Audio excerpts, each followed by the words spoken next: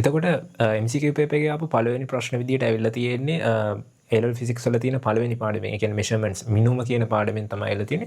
අපි MCQ එකට යන්න කලින් ටක් ගාලා බලමු ඇත්තට මේ පාඩම ප්‍රධාන වශයෙන් මොනවද තියරි තියෙන්නේ කියලා.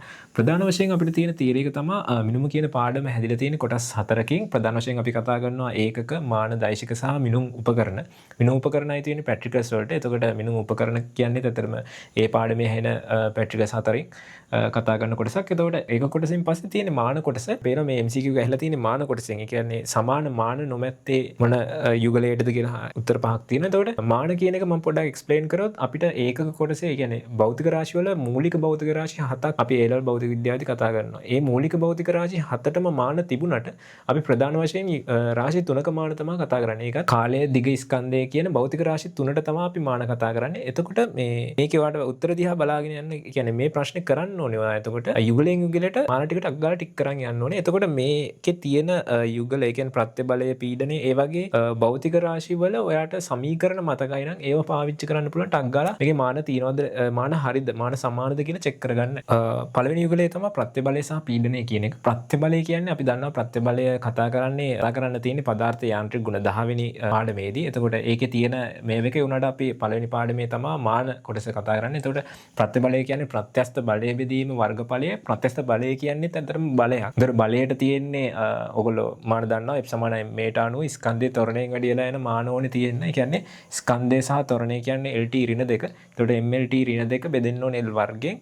ඔයාට එනවා ML ඍණ 1 T ඍණ 2 කියන එක. එතකොට ඒක ඇත්තටම පීඩනයේ මානට සමානයි. මොකද පීඩනය කියන්නේ බලය බෙදීම වර්ගඵලය.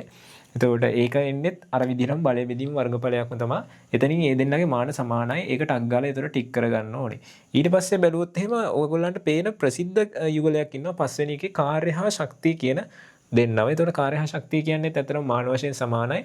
ගොඩක් පාස් පේපර්ස් වල මේ ප්‍රශ්නේ ඇහිලා තියෙනවා. වේගය සහ ප්‍රවේගයට තියෙනෙත් එකම මාන LT ඍණ එකම තමයි. ඊට පස්සේ ගම්ම්‍යතාව සහ ආවේගය කියන්නේ. ගම්ම්‍යතාව අපි දන්නවා නිව්ටන්ගේ දෙවන නියමයට F සමානයි ඩෙල්ටා P බෙදීම ඩෙල්ටා T ට අනුව ඒකේ බාහිර බලය ඩෙල්ටා T ගෙන් පොඩි කාල වෙනසකින් ගුණ වුණාම එන කෙනාට තමයි අපි ආවේගය කියන්නේ සාමාන්‍යයෙන්.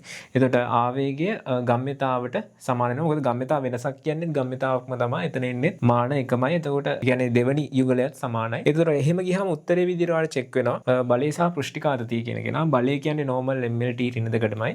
හැබැයි පෘෂ්ඨිකාතතිය තියෙන්නේත් මම කිව්වා වගේ පදාර්ථ යාන්ත්‍රික ගුණ කියන පාඩමේමයි. ඒකේ වෙන්නේ බලයක් දිගකින් බෙදිලා තමයි පෘෂ්ඨිකාතති භෞතික රාශිය දෙන්නේ. එතකොට පෘෂ්ඨිකාතතිය මාන ඇත්තටම MT ඍණ 2 විදිහට සුළු කරාම එනවා. එතකොට ඒක මාන වශයෙන් අසමාන වෙලා උත්තරේ විදිහට ඔයාලට තුන්වෙනි උත්තරේ එනවා. එතකොට ඔයාලට පේනවද මේකේ මේ වගේ ප්‍රශ්නයක් මේක ෆිසික්ස් පේපර් එකේ පළවෙනි MCQ එක. පළවෙනි MCQ එක වෙලත් මේක වරද්දපු කීයක් නම් ඉන්නව ඇතිද? එතකොට මේක පළවෙනිම පාඩමේ මූලික දේවල් සහ ඕවරෝල් භෞතික විද්‍යාවේ තිබිච්ච තැන් වල තිබිච්ච භෞතික රාශි වල ඉතාම සරල MCQ එකක්. හැබැයි මේක වරද්දපු කට්ටියත් ඕන තරම් ඇති. ඒක නිසා මුලින්ම අමාරු දේවල් වලට යන්න කලින් ලේසි දේවල් ටික ක්ලියර් කරගන්න try කරන්න MCQ වලදී.